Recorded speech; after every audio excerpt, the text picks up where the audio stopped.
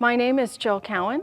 I'm the co-creator of Healing to the Max Incorporated. It is a grief support program especially designed for survivors of a tragic loss by suicide.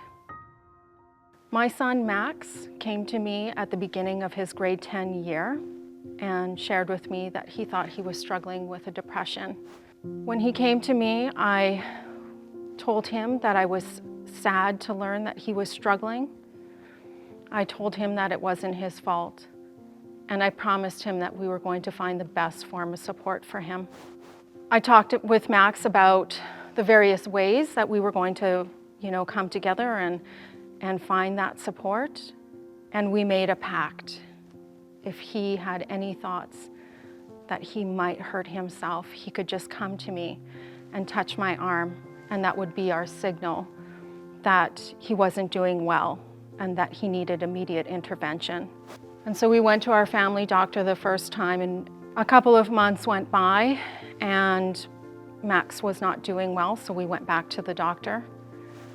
And just before Christmas that year, he tried some medication for mood, and the doctor told us to give it a few weeks. It took about 3 weeks before the medication would start to take effect, and to stick with it and keep in touch as to how it was going. A couple weeks went by and Max told me that he thought the medication was helping. We took a family trip that Christmas. We went on a hot holiday, and Max really enjoyed that holiday. He was at a resort where he was playing soccer on the beach with some fellow soccer stars from the European Soccer League, and he really enjoyed that. And when we came back, he sort of felt like life had maybe gotten a little bit more on track.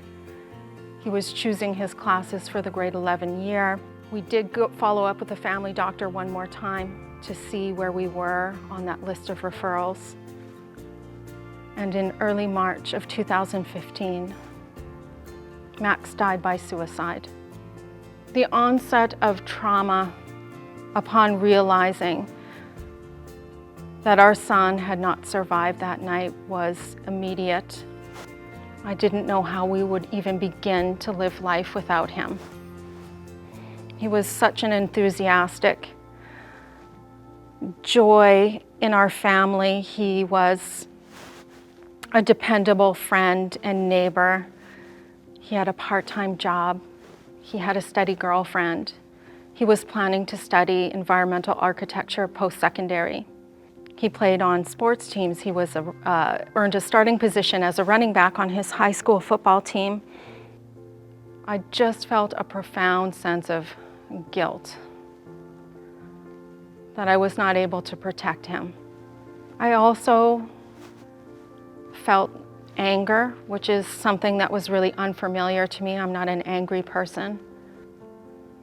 2 weeks after we buried Max, I received a letter in the mail saying he had been accepted as a patient at Youth and Child Psychiatry.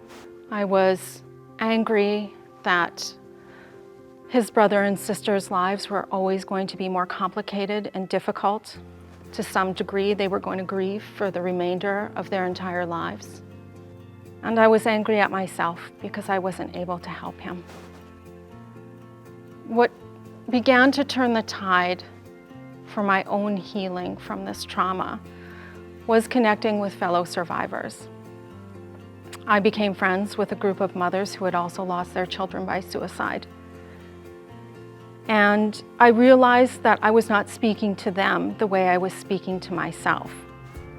So I began to use assertive yet compassionate, challenging statements like, how is this going to help me today? How is this going to help me care for my surviving loved ones? And then I began having conversations with my co-creator, Anjanette Corbet.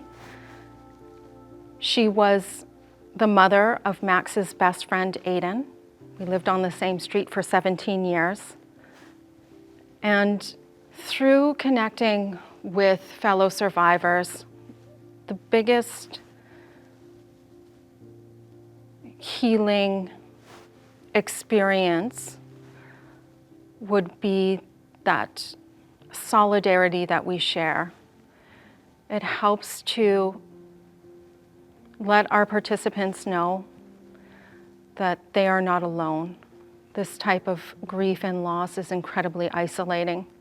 Today, 7 years after we lost Max, I am doing completely different than I ever expected.